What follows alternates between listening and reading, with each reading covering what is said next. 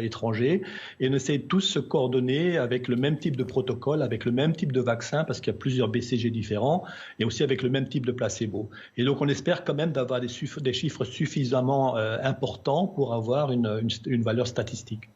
Si je peux être provocateur, est-ce qu'on ne devrait pas faire cette étude en Afrique, où il n'y a pas de masque, pas de traitement, pas de réanimation, un peu comme c'est fait d'ailleurs pour certaines études dans le sida, où chez les prostituées, on essaye des choses parce qu'on sait elles sont hautement exposées et elles ne se protègent pas. Qu'est-ce que vous en pensez ? Alors vous avez raison, et d'ailleurs on est en train de réfléchir en parallèle à une étude en Afrique justement pour faire ce même type d'approche avec le BCG, un placebo.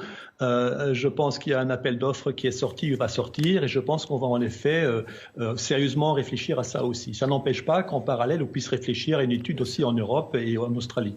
Bien sûr. Merci en tout cas, professeur Loche. Résultat quand ? Parce qu'on est tous très impatients de connaître tous les résultats de tous les tests et toutes les expérimentations.